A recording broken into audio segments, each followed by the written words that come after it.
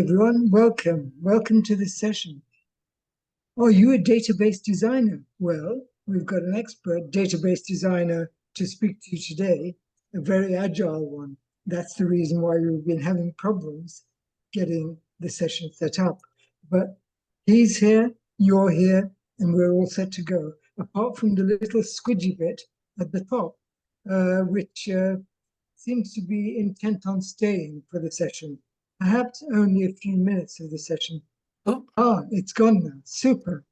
Well, that's good to hear. It's going to come back repeatedly, so just ignore it. Yeah, it's back. Never mind. My name's Darlem. I'm chairman of 3 exciting groups in the BCS, the British Computer Society, which is the Chartered Institute for IT. And today's webinar, thank you for joining, is on database design. Database design should be agile, says our very experienced presenter, Ron Ballard, who I hope you've seen before. We certainly have, and we hope to see him many times. Okay, well, that's my little intro done. Ron, over to you. Right, thank you. So thank you everyone for coming, and I hope you find it interesting. There'll be some time for questions at the end, so you can challenge me on any of this stuff. What we're going to talk about mostly is database design, but first I'd like to try and establish what we might mean by agile. I expect that many of you would say that you are software developers, and others are managers, maybe teachers, maybe data scientists, maybe something else.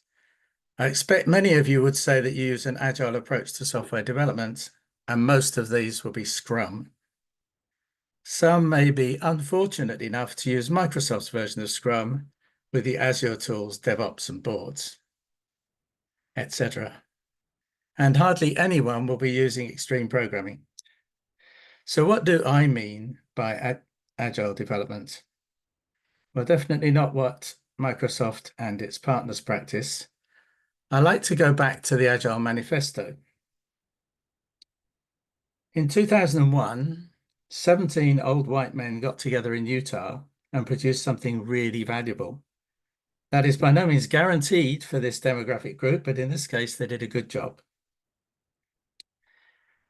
And many people have read this first page carelessly, and that bit I've put a red block round is what they seem to read, and quite often they think that the right-hand side means we don't have to bother with those things anymore. No documentation, no plan, and that's not what it says. That's completely wrong. It's a question of emphasis and putting the emphasis on the things on the left-hand side. So another thing that people tend not to do is to click on through to the 12 Agile principles from that page. And they are very good. I've crossed out one word. It's the only word I disagree with in the whole 12 principles. That's competitive, because not all software development is in competitive environments. We're not doing this for competitive purposes. There are many cases where we're doing it just to serve our users who are doing something which isn't necessarily trying to make loads of money, like charities. Well, not make loads of money for their shareholders, like charities, for example. So I'm not going to go through all of these 12 principles because that could be a whole talk in itself. But I could pick out one. Number 4 here, business people and developers must work together daily throughout the project. I think that's really important. And here are the second 6 of the 12. And again, I'll pick out just one, but they're all important. And that's continuous attention to technical excellence and good design enhances agility and gives you a better result. And that's a lot of what we're going to talk about today. There are other resources apart from the Agile Manifesto. The one in the middle, extreme programming, is the book of advice about agile development that I find most useful. It was written by Kent Beck with Cynthia Andres, and he was one of the people behind the Agile Manifesto. On the left, Peopleware was published 14 years before the Agile Manifesto, but it contains the seeds of Agile, with emphasis on what good developers and their managers and good teams do. If you haven't read it, it's still, although it's quite old, it's still really worthwhile. On the right-hand side is the book about Scrum by Ken Schwaber. He invented Scrum with Jeff Sutherland. They're also two of the people at Utah. And while I have a lot of respect for the people and the ideas behind Scrum, I find that Scrum has too many artifacts and roles: sprint master, sprint backlog, sprint goal, product backlog item, sprint plan, burn down charts, burn up charts, planning poker, stand-ups, retrospective, story points, sprint reviews. It goes on and on. Now, while those artifacts can be useful, I have found that they attract the kinds of people who would rather be doing busy work than producing working software. Artifacts are easier than writing code. I don't believe that was the intention at all. They can be all be very useful. But to make matters worse, Microsoft published its own version of Scrum, which Ken Schwaber criticized strongly and publicly. You can't read the letter here unless you've got much better eyesight than me. But I just highlighted one sentence from it, which is: the thought path Microsoft is following continues the old path of people being micromanaged, interchangeable resources. And that's what we don't, that's something we don't like. And I have seen that in Microsoft projects, sadly. Whoops, let's go back one. So my brief summary of Agile is, well, firstly, I'm a strong advocate of Agile development, having seen it deliver much better results for clients and build happier and more productive teams. People like doing good work. Most of the people I've worked with really like doing good work, and a proper Agile development environment lets them do that. I'm very disheartened by the way Agile is often portrayed and practiced. So with that little caveat, let's move on to focus on database design. We will relate it to Agile development as we go through the details. I'm going to use as a quick example of traditional database design a system that describes payment processing, so dealing with payment cards. And I didn't realize until I worked on this that in every payment card transaction, there are 5 parties: the person buying something with the card, the customer, the merchant who's selling the thing, a bank, a credit card or debit card company, and the payment processor who ties everything together. And amazingly, they usually do this when you buy something. It's usually done in a couple of seconds. Sometimes it takes longer, but usually it's really fast. So I learned about this about 10 years ago when I was working for a payment processor. They processed about 30 million transactions a day 10 years ago. So that was about 1 billion a month. They ran this on a 25-year-old COBOL system on an IBM mainframe. Naturally, they wanted to replace this. So they hired a bunch of database designers. There were about 8 database designers. Each one had a huge workstation with a huge screen. And 10 years ago, those were still quite expensive. They also had some fancy design software that cost £6,000 per seat. And they had an A0 printer. The paper for this comes in rolls 1.2 meters across. You can cut it every 841 millimeters to make it A0, or you can print a sheet as long as the roll, which is what they did. And that's what this thing you can see on your screen now represents. there are about 400 tables here, and we probably won't get to the end of them. The full design had nearly 2,000.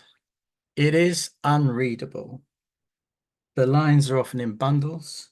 They cross and they go behind tables. You cannot see which tables are linked to one another. They spent 3 years working on this, and then they put it on the wall. Right, we'll stop that. They were disconnected from real-world needs and invented an imaginary solution. They didn't even follow established database theory. They made stuff up. They added flexibility that would never be used. When the developers of the application got this model, they rapidly concluded that they couldn't use it, and they built their own. When I started with the data warehouse team about 3 years later, we were told that we must use this canonical model, and we rapidly came to the same conclusion as the developers.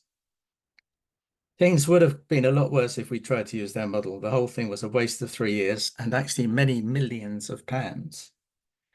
And this, unfortunately, maybe not at this scale, but unfortunately, it's not unusual.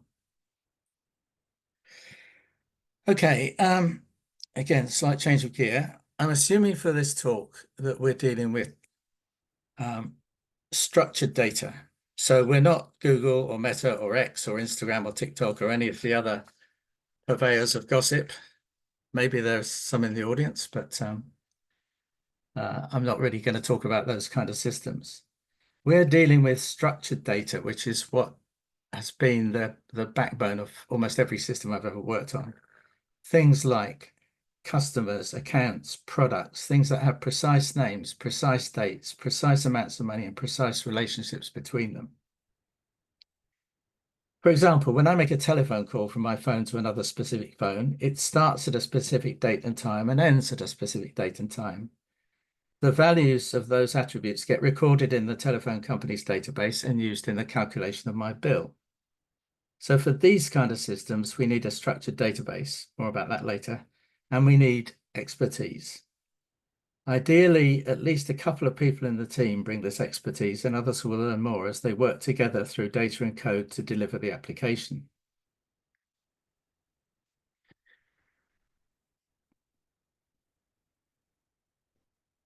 We're going to describe all this using relational databases, and I will explain a lot more about that as we go, the reasons why we do that as we go through the talk. I mention it now at this point in the talk because a lot of things depend on that decision.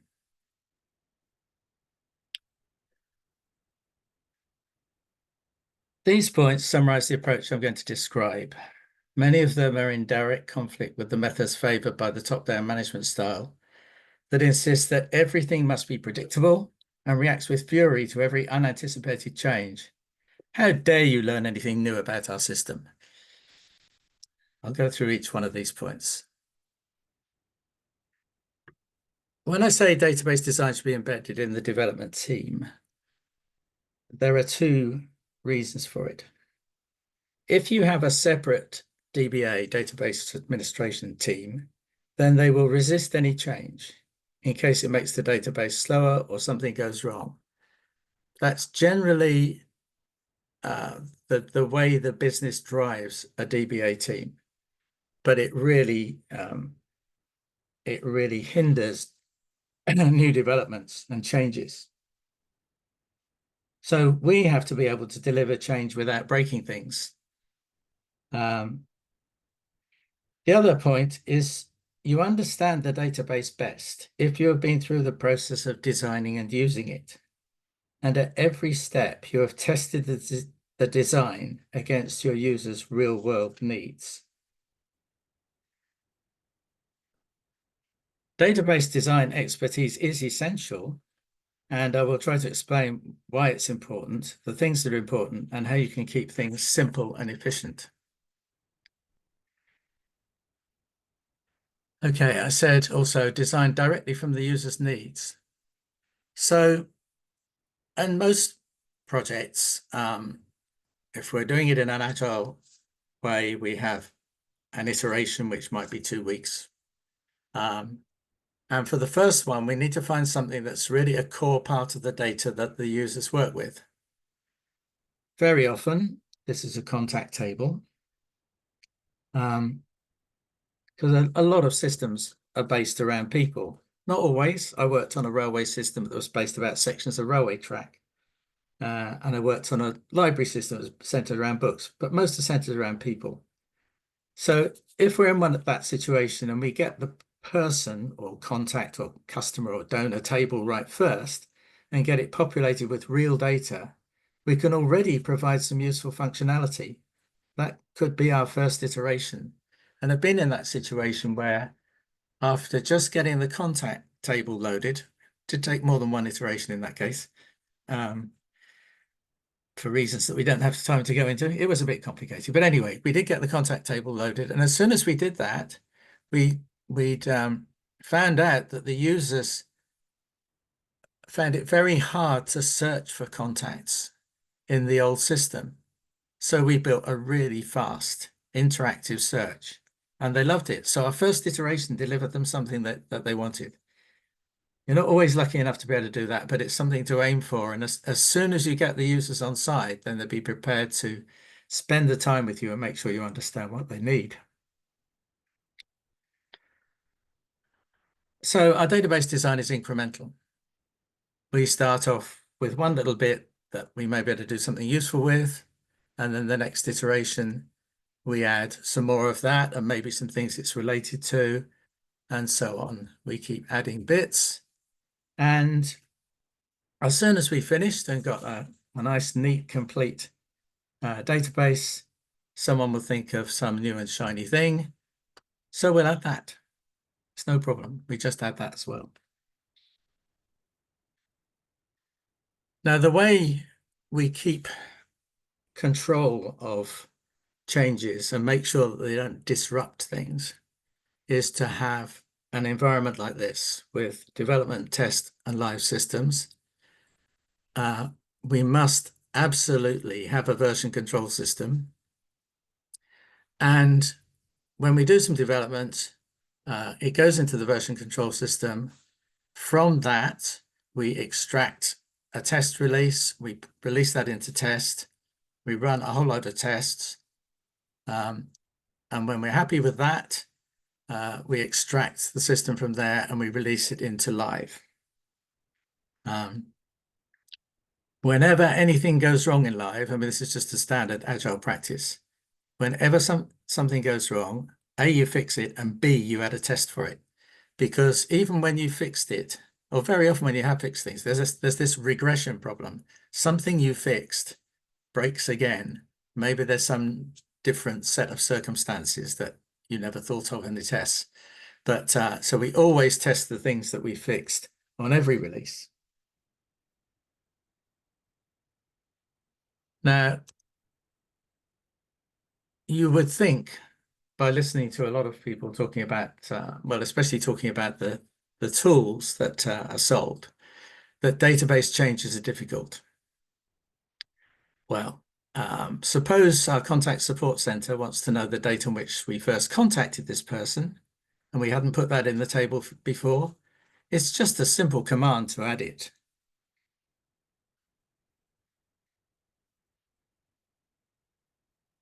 And you could do this while the database and the applications are running. In one very rare case, I did do that, and nothing broke. Fortunately, no one had written select star from in their applications. They never should do, select all the columns, because then it would be assuming it had the wrong number of columns. But generally, it will work. However, I would not suggest doing that live. It should be part of a controlled release, complete with automated tests. But the point is, of this simple example, is that we don't need to be afraid of database changes. Our migrations from one release to the next won't always change the database. Quite often it will be application code that changes and the database stays the same. But with application code and with database changes, we write a script to apply the changes, to carry out the migration, and a script to test that the migration worked correctly. And then we can rerun that exactly the same over and over again. So putting everything in plain text scripts, usually small scripts, often with one controlling one that calls one after another in the right order, we can run exactly the same commands as many times as we need to. It is quicker, and it avoids the difficulty of repeating the same sequence of clicking and typing and the frequent concern that we've missed something or done something twice or done the steps in the wrong order.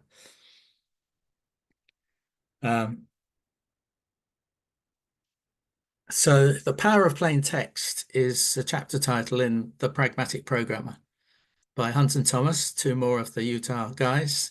A very good book for any application developer or interested person.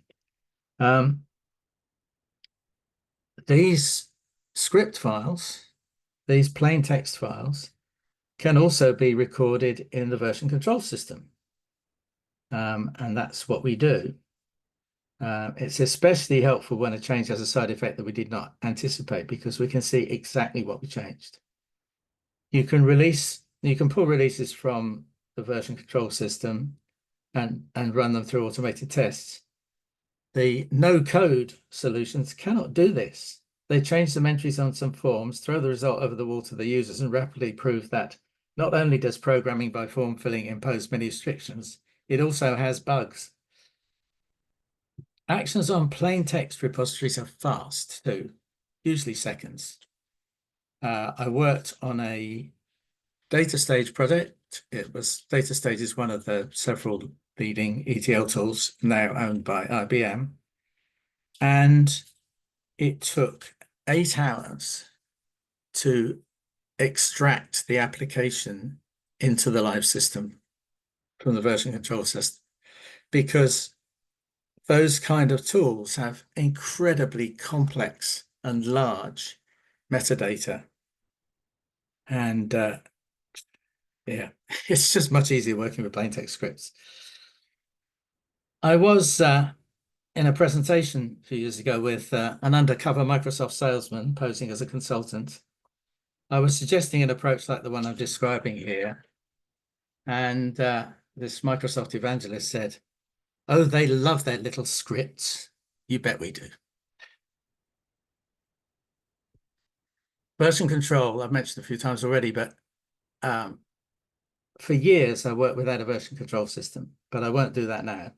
Every presentation I do, every program, and the chapters of my book are all in my version control system. With a version control system, you get backups, complete backups to any point in time. You can find out what changes were made between any 2 commits very easily. It will just ask it to tell you the differences, and you don't have to read through everything and compare 2 things. It does it for you. You can revert to a previous commit or an earlier one. We don't usually do that, but it's possible if we really made a mess. And we can see the state of the system at an earlier release. If our system is delivered to multiple clients within one company or in multiple companies, they will end up with different versions. And so you can get hold of the one that they're using and find out what's wrong with theirs. The team has a discipline, should have a discipline, and as certainly did, and it wasn't onerous, to put comments on every check-in to say why the change was made, and including a link to the issue tracking system if the change was made to solve a bug. I use trunk-based development, especially when working in a team. That simply means not using branches. And I thought I was being a bit kind of either being awkward or old-fashioned or something, until I started hearing people talking about trunk-based development and explaining what the benefits of it are. So it's quite a legitimate thing to do, and I find it's much better than branches for keeping track of where you are and what the team's doing. And no big tech tools. I mean, most of the stuff I use is free. Java is my favorite language. There are other good languages that are also free. Postgres, but from my experience over many years, is the best relational database, and it's free. I recently had to do some work with Oracle on a system. I don't know what the license fees for that were, but they were a lot of money. And it just has so many awkward things in it. It's just that Postgres has got right. But the ones that there are many big tech tools which kind of do things for you, like the ETL systems. I've worked on all the leading ones, and it's just so much more productive to work in this structured way with SQL scripts. I've seen some really, I mean, these tools demo well because they do pretty pictures. When you've got 5 things on the screen, that's fine. But in the real world, where you've got many more than that, the diagrams just aren't so useful. And they have many other limitations. Of course, it's hard to sell against them because the big tech companies will tell your boss that you're making hard work of all this. He'll demo some simple diagrams and dragging and dropping, and hey, you know, why your techies being so belligerent. Anyway, big tech tools tend to use pictures rather than text. And I use diagrams a lot, but generally, if you can't fit a diagram on an A4 sheet of paper and still read it, then it's too complicated. So I usually do database diagrams of sections of the database, but that great big one, like the scrolling one I showed you at the beginning, they're just not useful. A few other things I don't like. Don't let the tool write your code, because you learn about the problem you're trying to solve by building the code, thinking about every part of it carefully, testing it in detail, and verifying it with the users. Yes, this is counter to the popular view promoted by the big tech companies and swallowed by leaders in our industry and at the top levels of government. We'll see who's right. There's an interesting paper that was actually, well, it's on a Microsoft website, which illustrated, did some work comparing developers developing with AI code and developers working in a more traditional way. And after a few months of this, they did some tests on their ability to do critical thinking. And they found that the ones who've been using AI tools had started to lose that ability. Hopefully they could get it back if they got into it, but we need that critical ability to really test what we're doing and make sure that it makes sense. If we just start taking for granted what the AI tools told us, then we're in a dangerous place.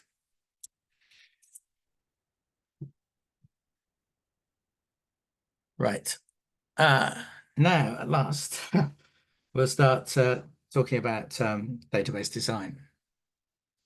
And we're going to look at some of the technical details. Some of you may know this already. I hope that it's not going to be boring, and I hope maybe that I can provide some new little bits that you may not know already, or may not have thought about already. So we're using relational databases because they're the best tools for managing data in the sort of structured environments that I'm talking about. We do need to know some terminology. We do need to know a little bit of relational theory, and we need to know about normalization, and we need to know about SQL. A lot of people learn SQL without really getting to grips with the rest, but there isn't a lot, and it's really, I think it's really good to have that understanding of what the database is trying to do. The products The market for tools to manage structured data is not easy to measure, but from what I can find, relational databases account for about 70%. The tools I would use are taken from the green area on the left-hand side. I've used almost all of those. There are some other relational databases, but the ones here in the green bit are the leading ones. The things on the right in pink are universally inferior. And I have used quite a few of those and gone into them with great excitement and been hugely disappointed. A lot of them talk about flexibility. And David Heinemeier Hansen, who invented Ruby on Rails or developed Ruby on Rails, Basecamp and the Hey email client, said this quite a few years ago, but it really stuck with me. He said, flexibility is overrated. Too many technologies are chasing flexibility as if it were free. It is not. Constraints are liberating. When you don't need to worry about all those small things and can just follow a path, you get to worry about your business logic, the stuff that your application is actually supposed to do.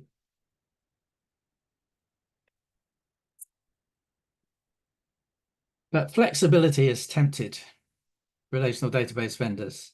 Some of them could not resist making their products more complicated, but that is really counterproductive. Don't use their JSON, XML, or array data types. Don't use nested tables. There are many other features you should ignore. Oracle even has blockchain tables. That's a really bad idea. Right, normalization. So this is a real data model used in a relational database for a well-known UK charity. I'll give you some idea of their scale. They receive about £40 million in donations every year. They have 2 million contacts, about 250,000 active supporters, and 80 million transactions going back over 29 years. The total size of this database is about 50 gigabytes. This model is a data warehouse that we built from their 2 live systems. And it was reloaded from those systems every night. And we used Postgres. The database supported everything they did. It had all the active data from the legacy systems. There were old reporting tables that we used 15 years ago that no one was ever going to look at again, but all the active data. And this database was used as the definitive source for migration to a new CRM, customer relationship management system. The target system was Microsoft Dynamics 365. This used a data storage system called Dataverse. In the past, Microsoft used SQL Server for Dynamics, and SQL Server is a real relational database, but they switched a few years ago.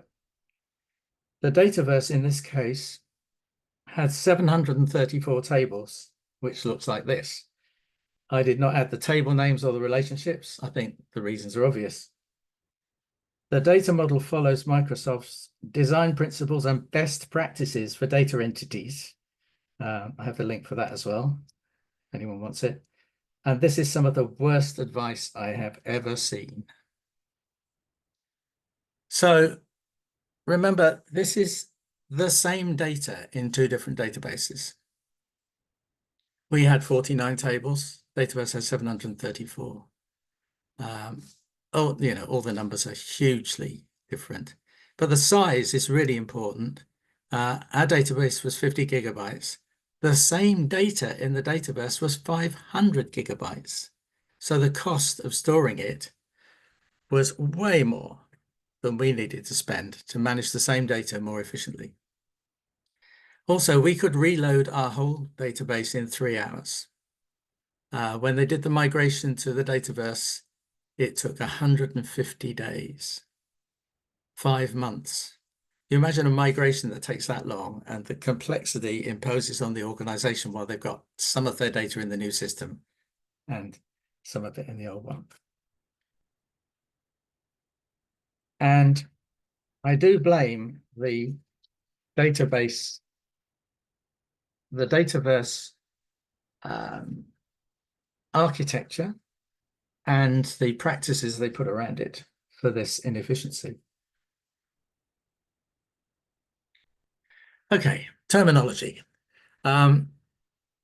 So these relational database concepts were invented and debated amongst mathematicians.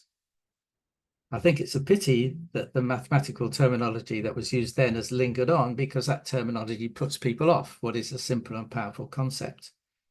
We can use more familiar language and still benefit from the theory. I think it's worth learning what some of these things mean, and then we don't have to be afraid of them. But generally, we'll talk in the words used on the right-hand side. First of all, a relation is a table of data with rows and columns. Every row has the same columns. So you might have a spreadsheet that qualifies as a relation, but many spreadsheets have got stopped being rectangular. They've got extra bits on them, and so every row has the same columns. Every cell contains exactly one value, or it's empty, which technical term for it is null, and it's the term used in SQL. Columns are accessed by name, not by position in the row, and no two rows may be identical, although that one is rarely enforced, but it's a, well, no, that's wrong. That one is enforced if you have a primary key, which we would always do, but you don't have to. So we call these things tables. That's easier. Here's an example, and also introducing the terms of primary key and foreign key. So the primary key I generally call ID. That's not a standard that you have to do, but it's convenient. And the person table shows two people with primary keys of 537 for Wilson and 265 for Jones. Now, in a transaction table, the transactions also have unique IDs. And they have this person ID, which is a foreign key to person. Again, you don't have to follow this naming convention, but it's generally useful for someone getting into the database to know that this is the default. There are some exceptions. For example, if you have a transaction with you're crediting one account, crediting one person and debiting another person. So you'd have a credit person ID and a debit person ID. But generally, this works for most. And, you know, if you have to extend the name, then you do it in a sensible way. And the only way you can link tables together is to use the primary and foreign key. So we can see that Jones has these three transactions. Wilson has these two transactions, the blue ones. We can then write SQL very easily to get the data out of this thing. And the keys are generally not something the user is interested in. They don't have any meaning apart from being identifiers of those rows. So the results of this query would be what people want to see. Who was it who made this transaction? When was the due date, and what was the amount?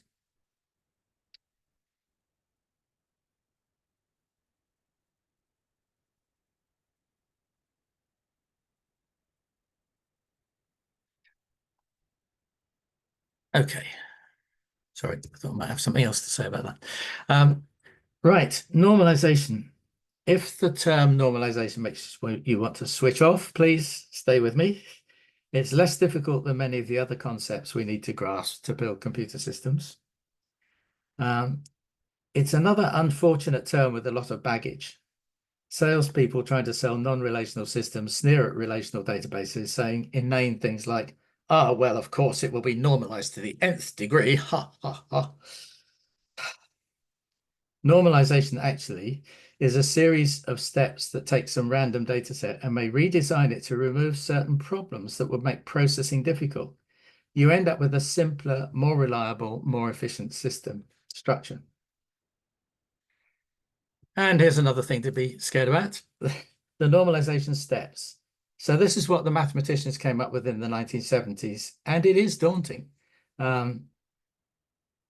Each normal form implies, if a table is compliant with second normal form, for example, that means it is also a relation, and it's also in first normal form, and it also obeys the rules that are specified for second normal form. When you get up to the bottom of the list, they really are quite mind-bending, but there's an important thing about that. The last 5 of those all talk about rules for handling compound keys and multiple candidate keys. And we can satisfy these forms simply by never using compound keys. What we use instead is called a surrogate key for every table. Okay, it's another bit of terminology, and we'll take a quick diversion to talk about natural and surrogate keys.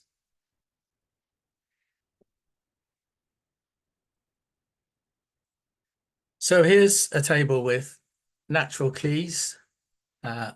The blue bits are blue key things are primary keys. The orange ones are foreign keys. So the unique customer name is the primary key of the customer table. In the account table, the unique customer name is the foreign key back to the customer, but also it's part of the key of the account table. And when you get to transactions, we have a transaction reference as well. So we have a 3-part key. These are compound keys, any that are made up of more than one piece. And they often look something like this.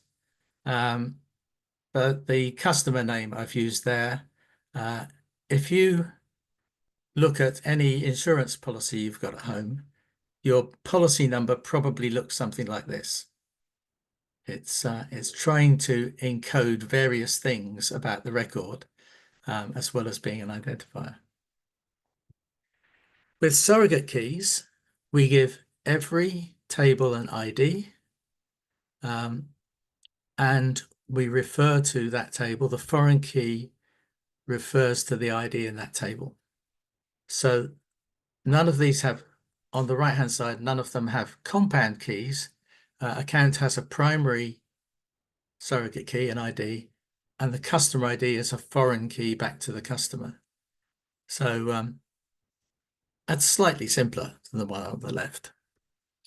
And it would look something like that. It's interesting that C.J. Date, who wrote the book I learned about relational databases from, and I now sadly have 3 of the editions, 3, 7, and 8, because yeah, they covered a lot of stuff.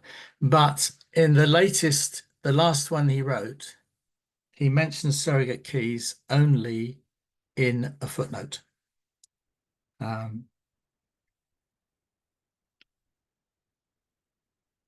So this is the sample data. It's not obvious why one would be better than the other. I say use a surrogate primary key on every table. And this is one reason. If you do that, the last 5 normal forms are satisfied automatically because they only apply to compound keys. But there's another reason why it's a good thing to do this as well, because natural keys are used for 2 things. They identify a record and they contain attribute values. A surrogate key is only an identifier, it has no other meaning or use. Sometimes people try to use them. That's a mistake. They should not use them to try and sequence the records or anything. It's just an identifier. Now, if you have a surrogate key, the other columns in the table will have attribute values, names, dates, amounts of money, whatever, and very often, usually, foreign keys, which are also surrogates. And that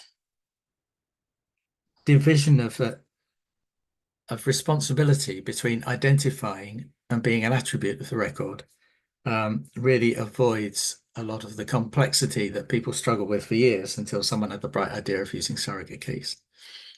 And it can make your things very consistent. Every table I create starts like this. That's the Postgres syntax. Is a little bit more complicated with Oracle. Pretty much the same words, but you can't put them all on one line. The data type of a surrogate key should be an integer. That will give you over 2 billion records with different keys, and that's enough for most tables. I can only think of 3 occasions when I've needed bigger ones than that, and then you can use an 8-byte integer, which Postgres and some of the others call a big int, a big integer. And that will be big enough. There are 10 to the power 19 different values in an 8-byte integer, positive values. Okay, so that's an aside on surrogate keys. We can now go back to the normal forms. So first normal form says no repeating groups, which means each row must have distinct atomic values in every column. And each row must also avoid having repeating groups of similar columns. So here's one that one person in the audience will recognize about attractions and the list of facilities they've got. And it was stored in the database that we were working with as a comma-separated list like this for the facilities. Those eagle-eyed amongst you will notice that they're not always consistent. Is cafe spelt with an accent or not, for example? But that's only one problem. Actually processing this thing to produce a catalog which always gave the facilities in the same order, although different attractions had different facilities, that was really quite fiddly, unpicking this comma-separated list in a database. So one way of doing it, if there are only a small number of, in this case, facilities, and we're not trying to store anything else about them except that they exist at this attraction, then we just put each one in a separate column, make it a Boolean, and then you'd have a very simple query to check each one. Another way, which looks more complicated, but actually is not particularly complicated and has some advantages, is to have a facility table on the right there, an attraction table, and then a table that relates the two together. So Oak Park, ID is 576. We can see from the attraction facility table, there are 4 facilities, and they are cafe, parking, shop, and toilets. So that one advantage of that is that the name of a facility appears only once. And so you can't have different versions of it. You could have two rows with different versions of it, but please, you wouldn't do that, would you? It does make it easier to manage that data. So here's a bit of the contact table from Microsoft Dynamics. In fact, each block is longer than that in the real system, but this shows the point. So they have 3 sets of address fields. What happens if you have more than 3 addresses? If your system is dealing with supermarkets, Tesco is one of your customers, and you have to ship stuff to their stores. Tesco has 2,918 addresses in the UK, so that wouldn't work very well. The other thing in that same list is that each address has 3 telephone numbers. What if you have more than 3 telephones? And how long ago was it that telephones were restricted to one address? The simple way to resolve this is classic structure for a relational database. You can have one-to-many contact to address, one-to-many telephone, and you can have as many as you like. If you've only got one address, then you only store one address. If you've got 2,000 whatever, you store all 2,000 in the same structure. Works perfectly well. And the telephone isn't linked to address because it isn't.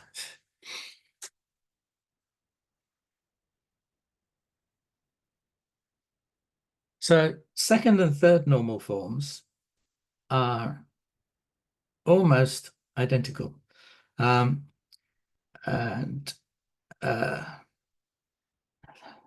the difference in the book, which I've tried to wrap my head around, is that it can be a transitive description or a direct description. So what we're saying is that every column, apart from the ID, describes the thing that is identified by the ID. Let's have an example to see what we mean. So suppose we have this table, a contact table. Obviously, it would have lots more columns, but we've got first name, last name, car make, and car color. And when we look at the data, we see that we have Ruth Watkins here, and she has a Nissan, and it's purple. But it's kind of a clue that something's wrong because we've felt obliged to put the car underscore prefix in front of car make and car color. The thing that's identified by the ID is Ruth Watkins. And Ruth Watkins is not purple. The car is purple. So that's what second and third normal form are saying, is that every attribute must describe the thing identified by the ID. And, we split that into contact and car. We can then record the fact that some people don't have cars at all. They just wouldn't have an entry in the car table. Some people might have more than one. That may or may not be a requirement, but it's just much better to store it this way. And that's it on normalization, because by using surrogate keys, we don't run into the others. So it isn't a difficult thing to do. And it gives you a database in which every fact is stored exactly once. You don't get duplication. You therefore don't get duplications diverging and giving you multiple versions of the truth. And actually, you end up with fewer tables. Because you're storing the real underlying elements and not multiple combinations of one element with some other kind of thing. And although it seems that we've split tables by doing normalization, in practice, you end up with fewer tables doing it this way. So what has all this got to do with Agile? Well, I'm just going to pick out 2 of the principles behind the Agile Manifesto. One is continuous attention to technical excellence and good design. And I hope I've illustrated why there are benefits in doing this disciplined approach to the database design. Another is simplicity, because we're doing things in a consistent way. We're not having multiple ways of identifying records. We always identify them by the surrogate key. Because we're keeping things simpler, we're maximizing the amount of work not done, which is a funny way of saying it, but it means we're not wasting time on unnecessary work. There's another point which is sort of in the spirit of the Agile principles, but not listed there explicitly. We are working in teams. Usually we're working in teams. Sometimes I've worked by myself. It's better to work in a team if you're working on a system of any reasonable size. You know, if it's going to be a year or more to build and it's going to take 4 people a year to do it, then it's better to be working in a team. You get better results because you're interacting and checking one another's ideas, and that really does work always. As the oldest person in the team, you know, I'm not the one with all the ideas. Quite often, a younger person in the team will say, "Yeah, but why not do it like this?" And sometimes I'll say, "I never thought of that. That's brilliant. We'll do it." Or I suggest we do it. Anyway, we're working in a team, and if we're following consistent patterns, that makes it easier to communicate our ideas. It makes it easier to work together, and it makes it easier to change things safely because we know the rules of the data that we're managing.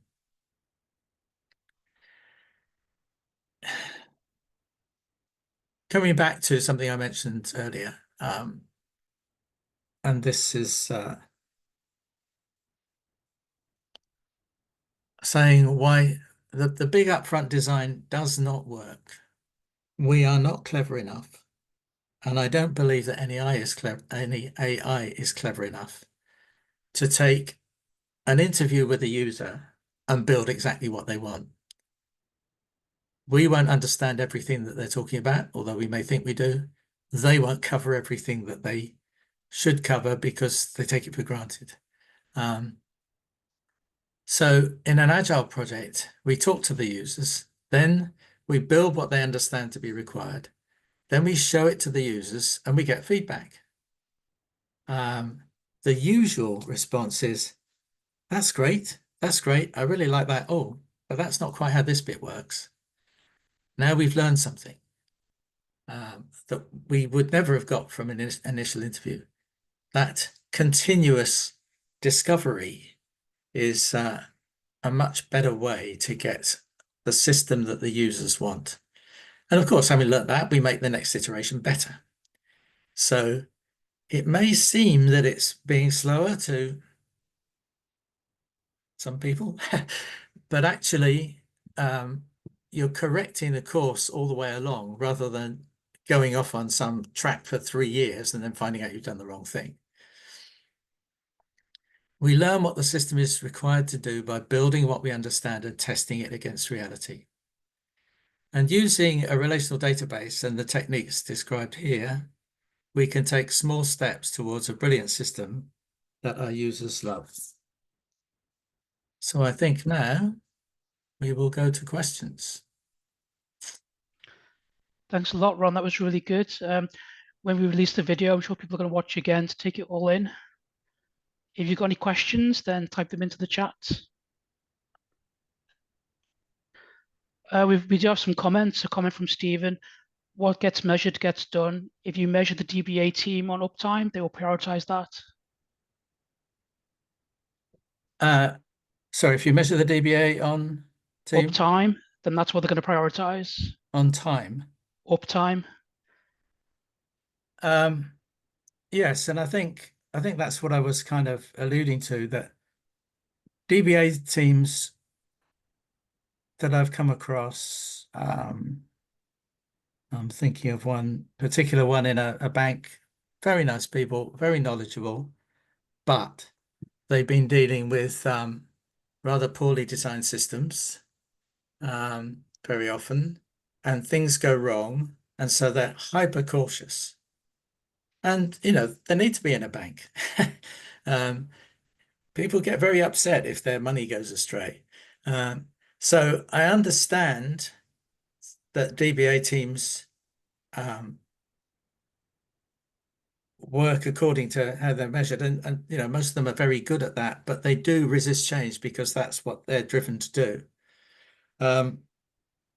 In a development environment, I mean, it puts a huge responsibility on the team in that they have to do really good testing. And it has to be automated so that you can repeat 100, 200, 1,000 tests every day. And really kind of protect yourself against silly problems. The discipline design helps as well, but the testing's really big. Okay, when you were showing the simplicity of the SQL commands, Paolo wrote, database changes may be easy, but data management changes are usually more onerous, like test cases and test data. Yes, that's true. But the actually changing the database is the easy bit. I agree. The other bits, there's no way of avoiding test cases, and it's really important to do that. And also, changes can be more complex. You might have to restructure 4 tables or something, and then that will be a much longer script. But you need to treat each change with the respect that it deserves according to its complexity, but you shouldn't be afraid of all changes. Usually, most of the changes are adding new things, and that's really quite easy to do. But testing always, yes. We've got a comment from Alan. Thank you, Ron. I'm glad to see the principles I learned 45 years ago still apply. They are timeless principles. Good. That must be, was that 4 to 5 years ago? 45. 45. Very long time ago. Okay. Yeah. I mean, I started in 73, so I know that. Yeah, it was interesting that some of those things we learned back then, well, there are people saying, oh, well, you don't need to bother with that. And that wasn't really true. So they are important, I agree. Yeah. We've got a question from Olivia. She says, thank you for your excellent plain English and practical presentation. What overall changes are there for AI? For AI, right. Yeah. I am in what's becoming a slightly less lonely place of believing that things driven by large language models are very risky, often wrong, and there is also a huge cost in using them, the energy costs and the water costs of using large language models. And you see the thing that Musk is building in Texas, I think, with his own power station that's poisoning the local residents. That cost, at the moment, we can use the AI tools free or very cheaply. But that cost is eventually going to catch up with us, and we should worry about the cost to other people as well. So I'm very suspicious of AI tools for that reason. And also that thing I mentioned about our own ability to think. That study that found that people who weren't using AI tools would often look up things in reference material, but they'd check it. They'd see what the source was. Do I trust this source? Can I cross-check it against another source? Whereas people using the AI tools were taking it for granted that that had been done. And they did start to lose the ability to ask those difficult, critical questions. And okay, that's an answer. Is it a good answer? Is it a true answer? And where else can I check that this is true? So that's the thing that, well, that's another thing that all those things worry me. But we keep our brains active, and for me, I keep on enjoying working on this. I retired 5 years ago, but I haven't stopped. I just don't get paid anymore. And I fear that, well, I do it because I enjoy it, but I fear that if I stop doing that, in 2 years' time, I think, oh, I don't know how to do that anymore. But you know, I do get challenged by I give help to a handful of people who call me up, sometimes twice a year, sometimes once a month, and they've got some problem, and I go and work through it with them. And I'd hate to lose that ability to work through things and to understand them. So several reasons why I don't like AI, and I've forgotten what the actual question was. Okay, I think we've got a few questions now. Okay. So Liam has a question. You were talking about the 7th normal form. To what level of normal form do you think it's ever practical to achieve? Well, if you use surrogate keys and you get to 3rd normal form 100% of the time, maybe 99.9. There are very, very rare cases where these days where you need to denormalize something for performance. It will cost you something somewhere else, but it's possible that you would do that. But really, when I first started, well, I worked for Ingress, that's the forerunner of Postgres, for 5 years, doing technical support and training. And the performance then was a struggle. But you look at the kit we've got now and the way the software has improved. You know, that search I mentioned on contacts, we would let people search on any string within the contact record. They just put in that word and we tell them which records have got it. And we get responses back from 2 million contacts in a second or two. You know, there's no need to mess about with the model to tune it. And that's more and more the case, that if you start off with a well normalized model, then it will perform well. Up to a certain number of joins is fast, up to vast quantities of data is fast now.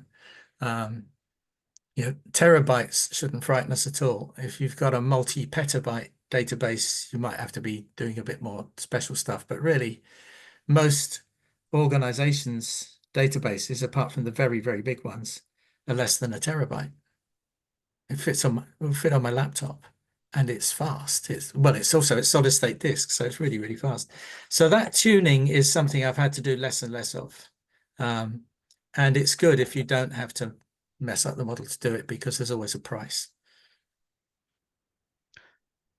Okay, the next question is from Colin. How do you design changes so that the database structure isn't too tightly coupled to the software version to support incremental rollout and rollback without loss of data?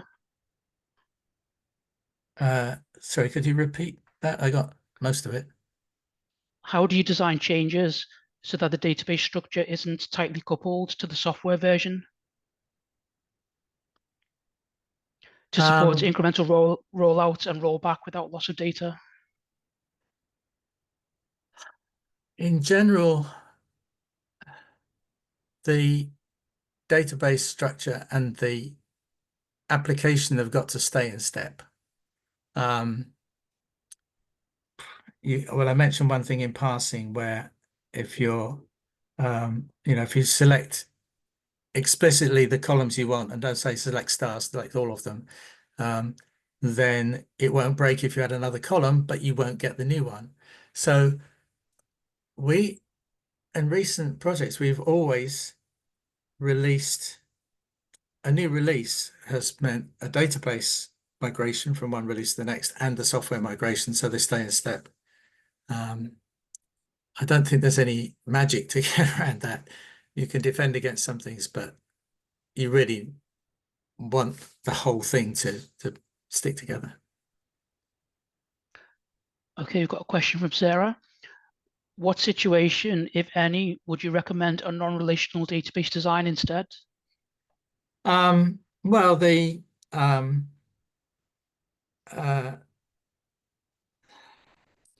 things like the big social media companies, where they're dealing with text, images, video clips, sound clips, those kind of things are,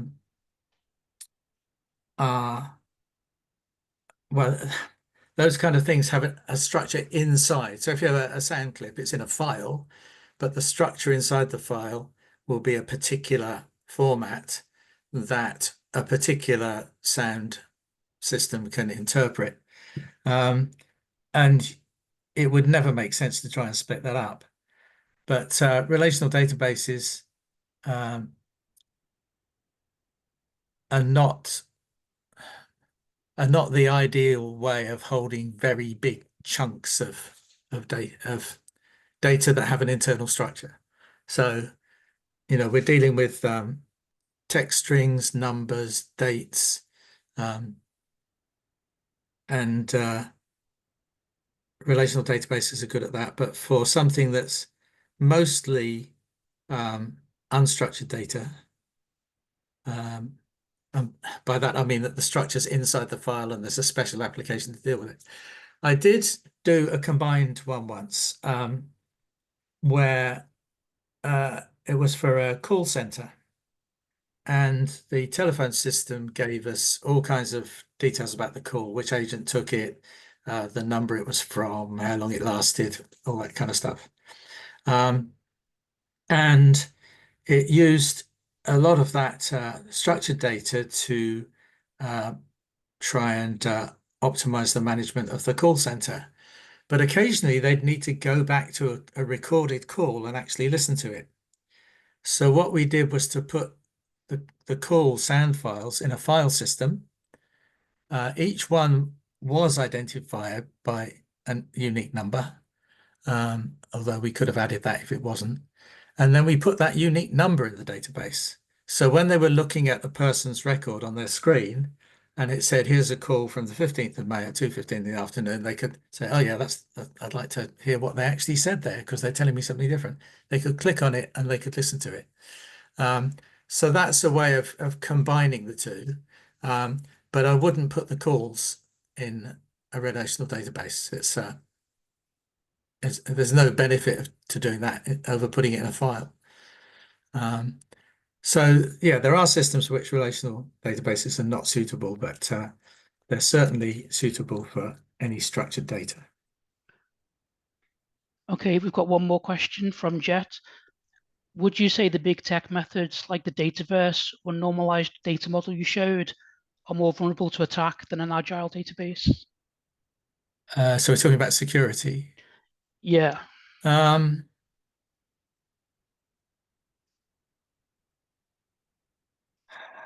Well, security is a really big subject, and what I generally do is ask the security experts if I'm doing anything that's going to be a risk. Okay, fair enough. But I think I certainly don't think the big data systems offer any more.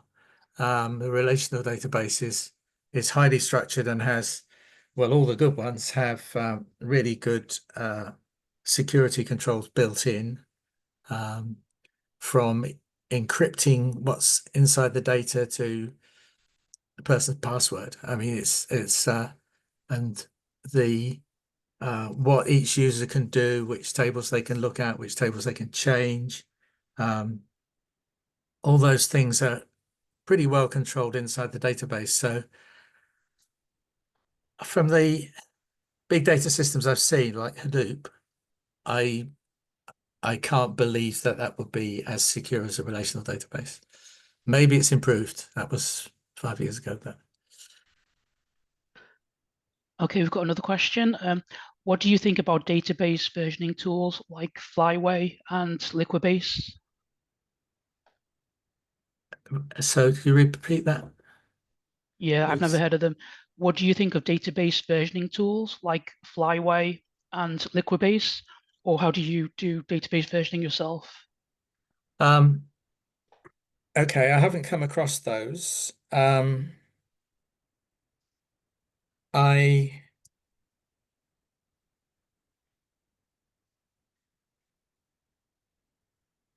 So we keep versions of the database definition, the metadata, and the scripts that will go from one to the next.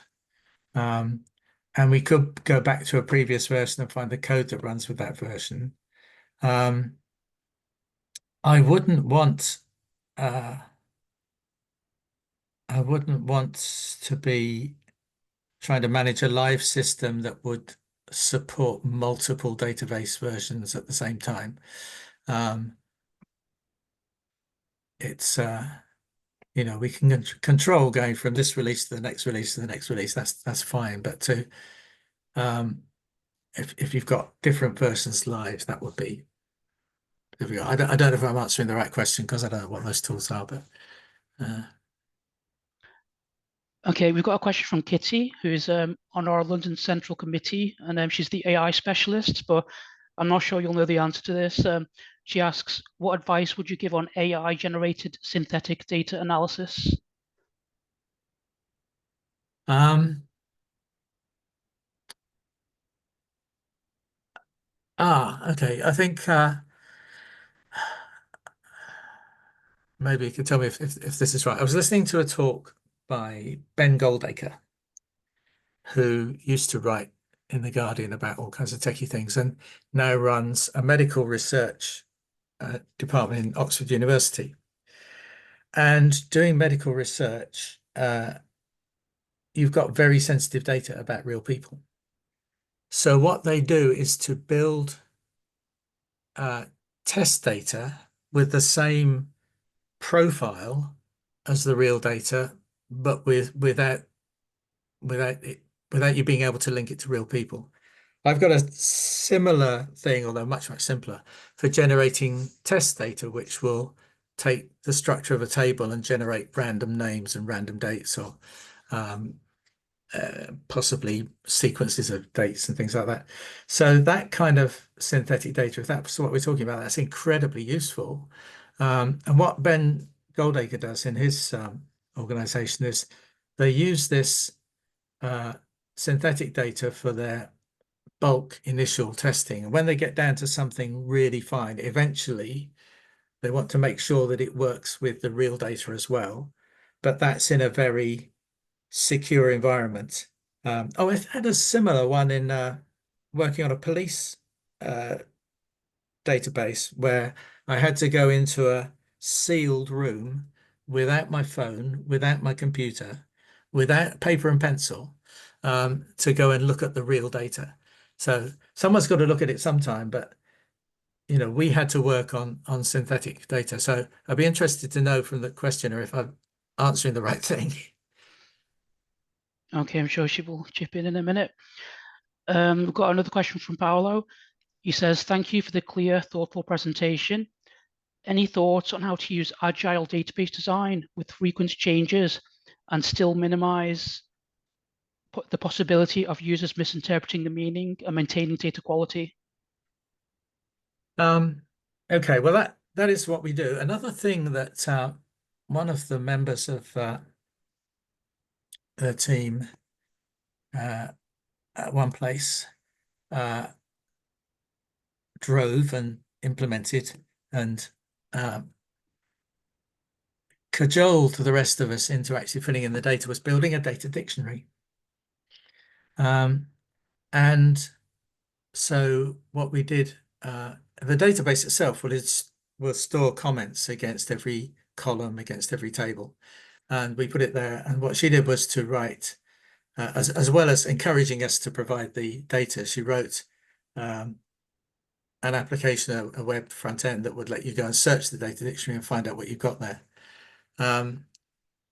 So that might be a relevant thing. I may have strayed off the question there. Stephen says, don't build a data dictionary. I'm not sure what he means by that. So don't build a data dictionary. Yeah. I cannot imagine why you would not do, why you would do it. I mean, I've seen some dreadful ones. I've seen some provided with products, and they would have a field called customer join date, and it would say the joining date of the customer. Well, that tells you absolutely nothing, so that's useless. Or another thing they had was their own special Boolean thing, which was -1 or 0. And they told you that every Boolean they had can take the values -1 or 0, but they didn't tell you which was which. So data dictionaries can be useless, but certainly the one we did, which was where entries were reviewed by the whole team, and we set the ground rules that we want to get in here the most useful thing to the user that could be said about this field, this column. And I thought that was incredibly useful because we actually, because we had a separate data analysis team, and they could look at that. And there were a couple of cases where they were surprised that what they thought they were dealing with was something else. So that was a very valuable thing. So if you get a good one, it's got to be valuable. Yeah, he said he was thinking about the dreadful ones. Yeah. That seems to be the end of the questions now. Another one's just coming. Okay, Sarah says, wouldn't the data dictionary help standardize terminology across the board? I would think that it comes down to clear standardized labels, column titles, remaining consistent over any changes. Yeah, that's a big bee in my bonnet, as people used to say. That naming things on many of the systems I've worked with, the names are unintelligible or misleading. So here's one. The transaction system in a big multi-billion transaction table had 2 dates. One was called created date, although it was actually, they were all 6-letter things, but that's what the 6 letters stood for. And one was just TRNDTE, which we took as transaction date. And the data analysts have been taking the transaction date because you think that's the date of the transaction. And we found that in a significant number of cases, it wasn't. If that transaction was a journal, an adjustment to a previous transaction, then that was the date of the previous transaction. So putting that in a data dictionary really helped to make the reports more accurate. So yeah, naming, I think there's a whole chapter in my book about naming things, but there's no reason for names to be ridiculously short. You don't want it to be ridiculously long either. I think ideally between 1 and 4, maybe 5 words, separated by underscores, is the best way to do it. And that should really describe what that thing is. The underscore thing is in a system I worked on, had very long names and no underscores between the words.